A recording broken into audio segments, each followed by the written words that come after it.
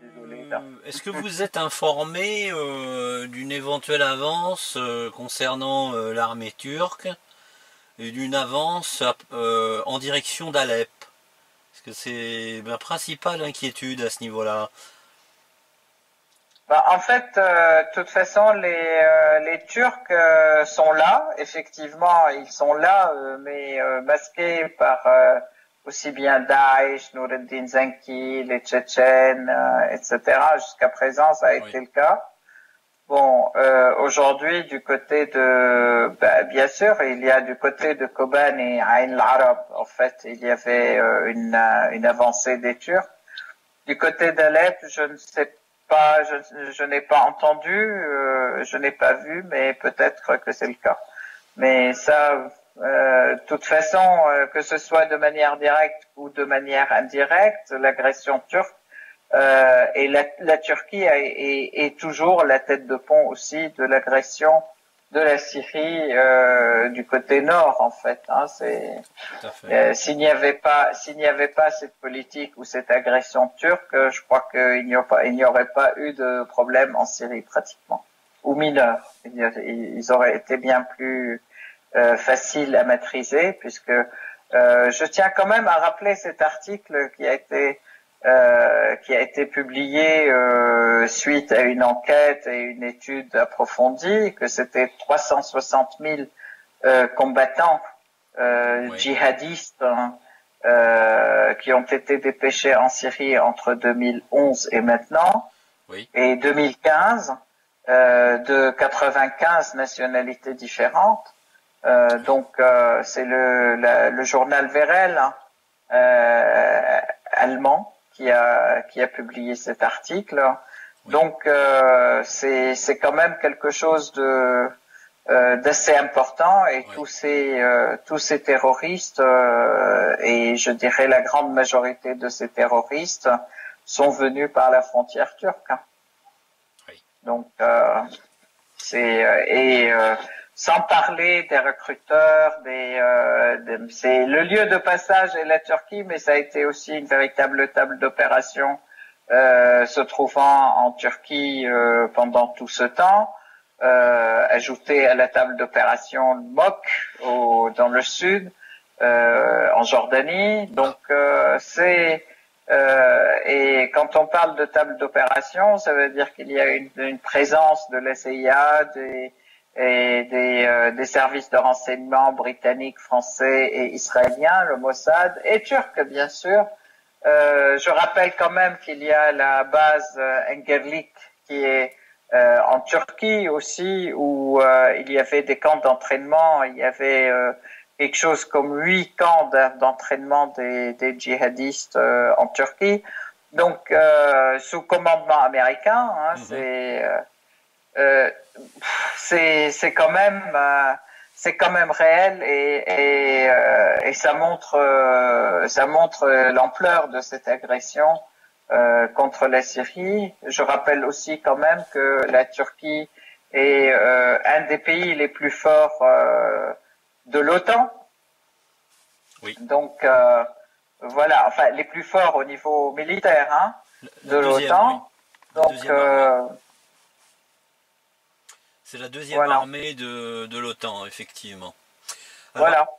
Essar, je reviens sur Alep Est, hein, puisque des rumeurs indiquent, et c'est la raison probablement pour laquelle les Occidentaux ne sont pas disposés à accepter, je dirais, la solution russe consistant à faire sortir les terroristes de Alep Est. Déjà, premièrement, parce que ça signifierait la récupération intégrale de la ville d'Alep et un échec stratégique de premier plan pour tous les acteurs agressifs dans cette affaire.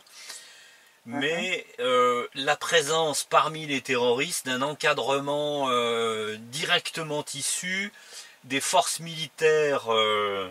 La rumeur indique que cet encadrement est d'origine américaine, britannique, israélienne, turque, saoudienne et qatari, et que plusieurs dizaines de ces officiers qui encadre les terroristes serait piégé dans Alep-Est avec les terroristes et que c'est la raison pour laquelle les Occidentaux ne sont absolument pas disposés à accepter ou à mettre en œuvre ou à se prêter à la solution russe. En effet, ce n'est pas, c'est quelque chose de tout à fait habituel, je peux dire. On a été habitué même dans les accords en fait de Homs et Wa'ir et la sortie des terroristes a été toujours drapé d'un mystère entre guillemets.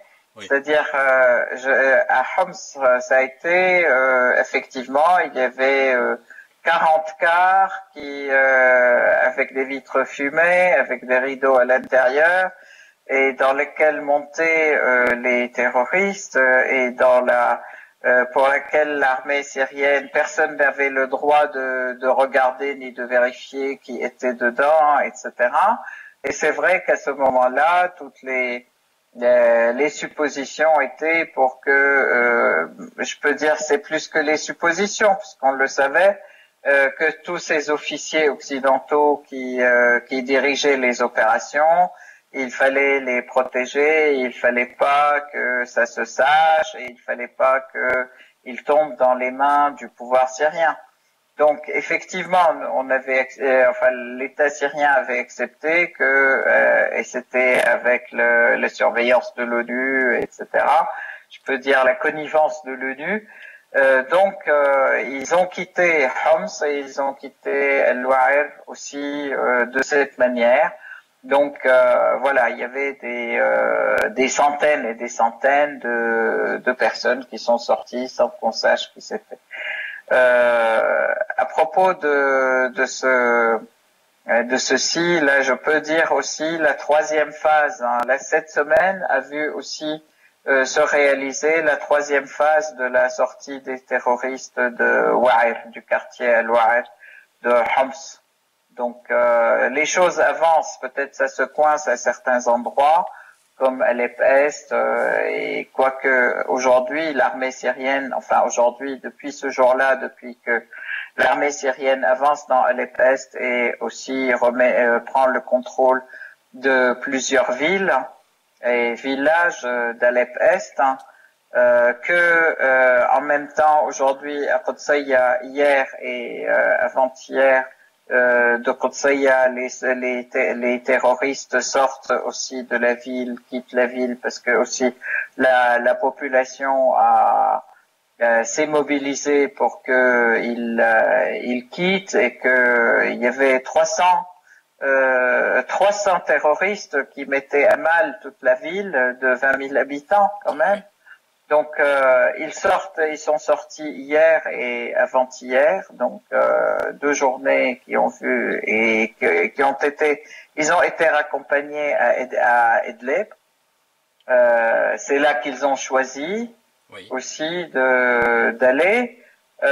Donc il y a des choses qui avancent dans différentes parties de la Syrie en même temps, qui avancent positivement dans le sens de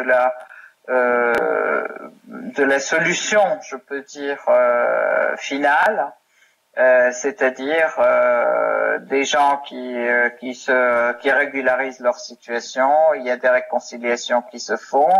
Bien sûr, ça ne se fait pas du jour au lendemain, c'est du long terme, mais ça se fait, ça avance.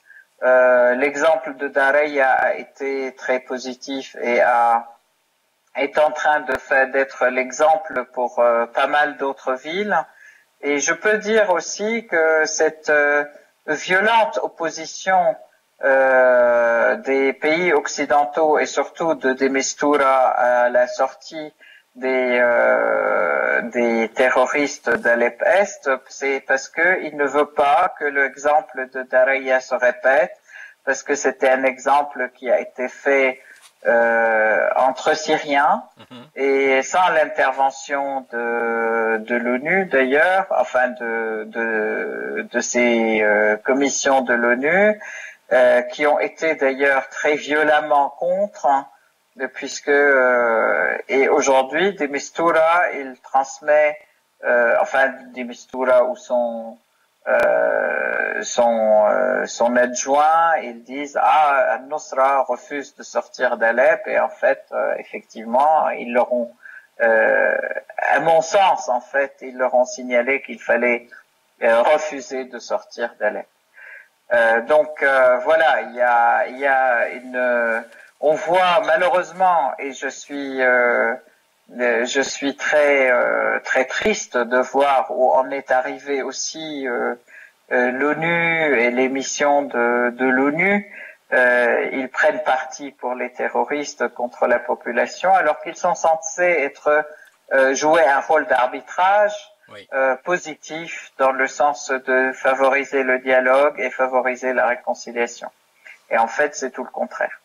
Donc, pour en revenir à la situation à Alep, je pense que la situation va progresser positivement quand même, malgré toutes les oppositions de Mistura et des Américains. Puisque l'armée syrienne avance aujourd'hui, elle contrôle pas mal, enfin tous les jours quelques villages de plus sur la partie est d'Alep. Oui. Donc et que la population aujourd'hui, elle joue un rôle décisif aussi, parce que la population, les civils qui sont encerclés, ils en ont plus que ras-le-bol. Oui. Voilà. Alors, deux choses, Essar, si vous le voulez bien. Je reviens un petit peu en arrière. Si l'information est exacte, ça voudrait dire que il y a un changement notable d'attitude de la Syrie vis-à-vis d'Israël, puisque lors d'un énième bombardement d'un site militaire syrien à proximité du Golan, il y a quelques jours, un drone et un avion de chasse israélien auraient été détruits. Est-ce que vous avez des informations là-dessus? Et puis, votre sentiment sur la possibilité qu'aient pu avoir les casques blancs, les fameux casques blancs, les White Helmet, d'obtenir un Nobel de la paix. Voilà. Oui, j'aimerais bien commencer par les White Helmet, les casques blancs, qui ne sont rien d'autre que Daesh. Et d'ailleurs, nous avons des photos qui montrent comment ils changent de casquette et ils mettent leur casquette, etc. Et ils sont rien d'autre que des combattants de Daesh. Et je trouve que c'est un scandale de les proposer soi-disant pour le Nobel de la paix. C'est un vrai scandale. C'est une réhabilitation de Daesh. Encore un peu, on va nous dire Daesh et Al-Nusra vont être Nobel de la paix. Ça c'est un premier point. Deuxième point, effectivement, il y a eu un drone et un avion de chasse israélien qui ont été abattus sur la Syrie, à l'intérieur des territoires syriens. Et donc, en fait, ils ont été surpris parce qu'ils pensaient pouvoir faire ce qu'ils voulaient et bombarder en Syrie ce qu'ils veulent sans qu'il y ait une réaction. Et ben là, il y a eu une réaction très ferme avec aussi une déclaration qui a accompagné ces réactions, disant que toute agression contre toute violation de l'espace aérien syrien est une violation qui sera répondue par la fermeté et la réaction qu'il faut pour protéger le pays et pour se défendre. Donc là, effectivement, ils ont été très surpris. Et puis, mais bon, moi, j'estime que c'est tout à fait normal qu'ils aient été abattus. Et qu'aujourd'hui, la position de l'État syrien, c'est que tout autre avion qui viole notre ciel sera abattu et tout autre drone et vice-versa. Voilà. Oui. Et inversement, je veux dire, c'est tout ce qui... toute violation sera répondue par une réaction très ferme. Oui, c'est la déclaration russe à la menace d'intervention militaire américaine, en tout cas, des informations circulent comme quoi le président américain et donc son état-major se réunissent en ce moment pour décider d'une frappe éventuelle militaire contre la Syrie.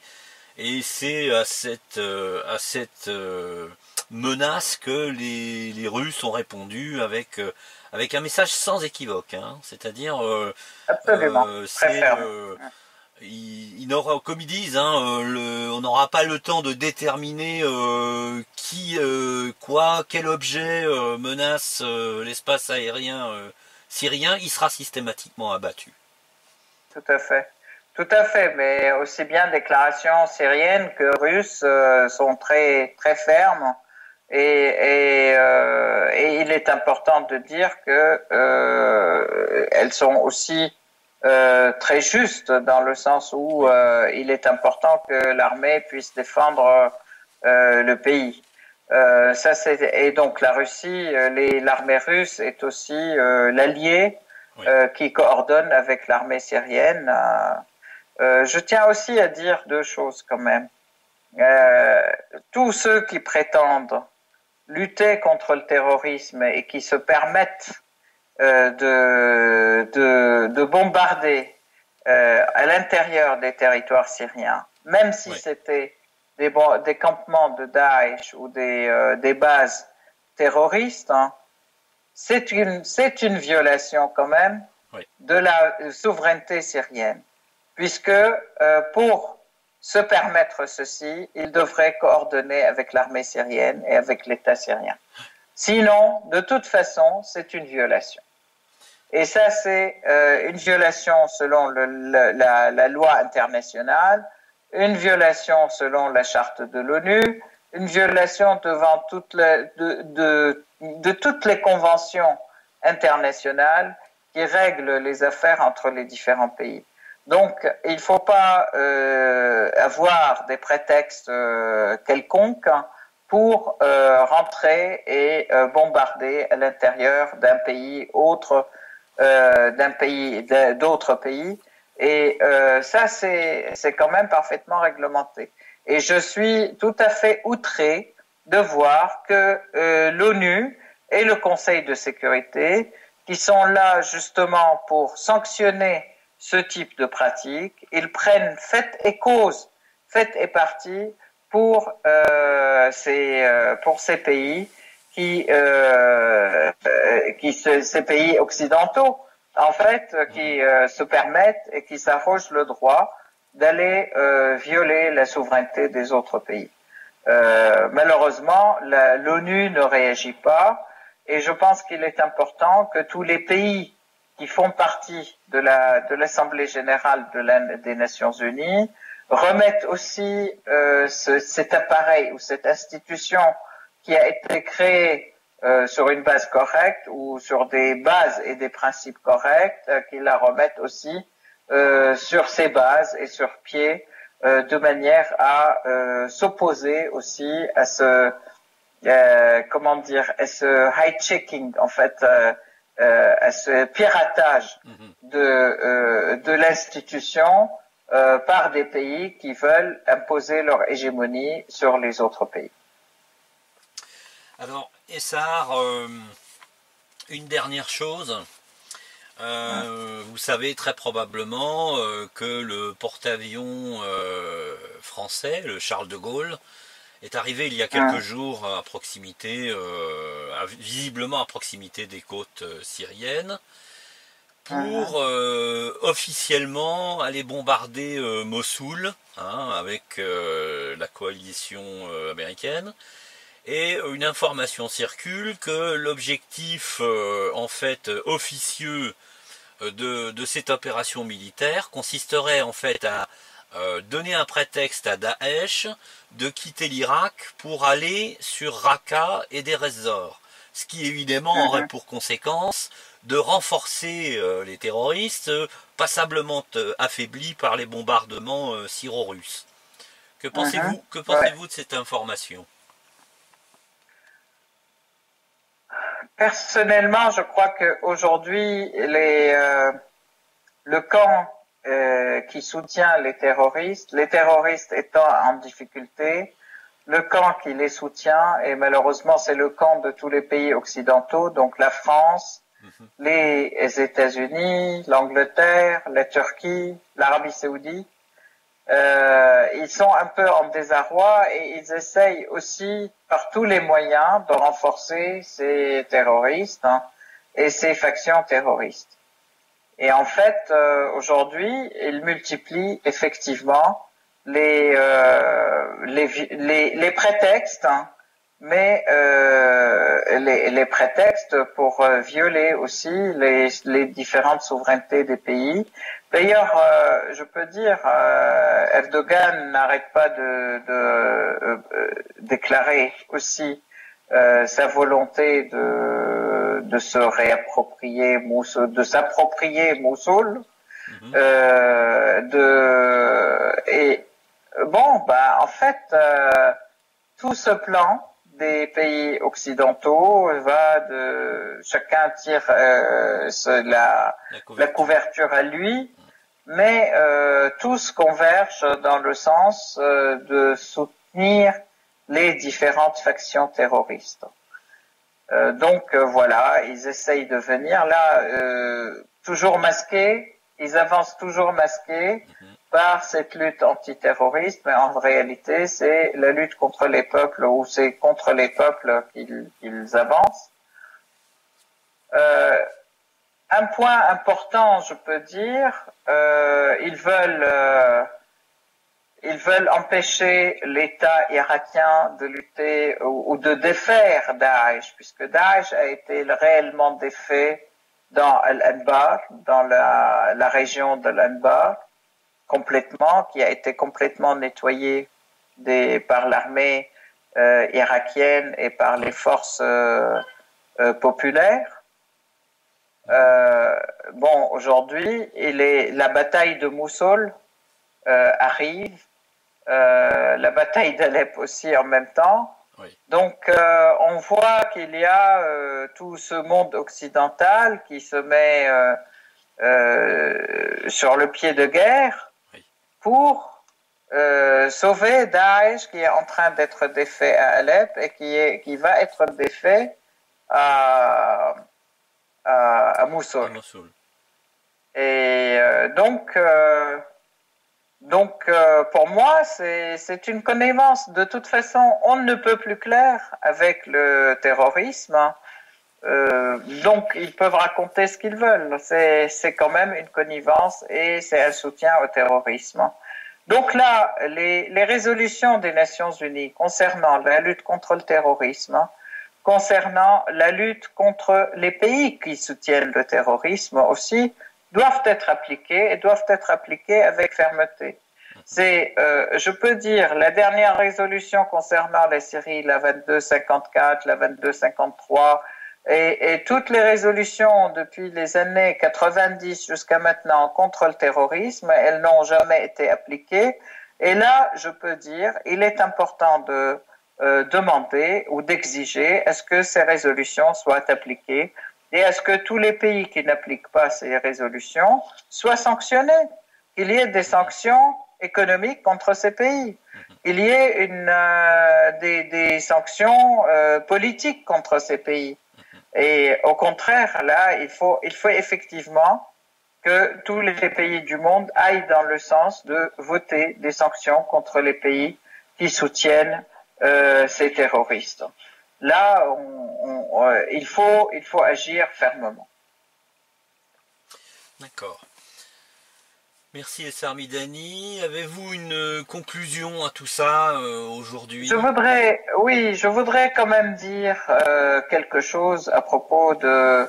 là, tout notre discours a été un peu sur une évaluation de la situation des différents pays, mais moi je voudrais dire quand même que le peuple syrien, non seulement il résiste, hein, mais le peuple syrien continue à évoluer dans sa résistance et il continue à créer, il continue à sauvegarder sa civilisation qu'on a voulu détruire et son vivre ensemble qu'on a voulu détruire, que tous les jours il y a des créations artistiques nouvelles, que tous les jours il y a des Olympiades sur tous les plans. En fait, je peux parler des Olympiades sportives, et on peut parler des Olympiades scientifiques.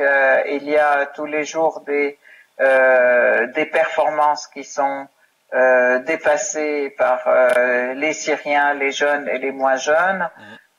Ils montrent par toutes leurs activités et leur créativité et leur art, leur attachement à la vie d'abord, leur attachement à leur culture aussi, leur culture de vivre ensemble et de créer ensemble, et surtout cette culture de paix, et que la Syrie a été la première à lancer les messages de paix au monde entier depuis 10 000 ans, que la Syrie a été aussi le pays des civilisations et qui a lancé les messages de civilité et de civisme au monde entier il y a 7000 ans. Donc le peuple syrien continue aujourd'hui à créer et à avoir, d'ailleurs, à récolter des médailles, à récolter des awards en fait pour les aussi bien des films, des pièces de théâtre, des chansons, de la musique, etc. Malgré le fait que ils essayent de nous bombarder et ils essayent de casser cette volonté de vivre et de créer. Et en réalité, donc, je peux dire que du plus profond de sa souffrance et du plus profond de ses blessures, le peuple syrien continue à vivre, à créer et à rayonner sur le monde entier. Et voilà, et à s'opposer à toutes ces laideurs et toutes ces mesquineries et toutes ces horreurs, il s'y oppose par la beauté, par l'amour et par la paix, et surtout par le rayonnement culturel. Très bien. Je vous remercie beaucoup, Esser Midani, de nous avoir donné encore une fois un aperçu de ce qui se passe dans votre pays. Et si vous le voulez bien, je vous donne rendez-vous pour le prochain CITREP dans quelques jours. En attendant, je vous souhaite une bonne soirée et à très bientôt. Merci beaucoup et très bonne soirée à vous et à tous les auditeurs et spectateurs. Et je vous dis à très bientôt et vive la Syrie. Merci bien, bonne soirée, au revoir. Merci beaucoup.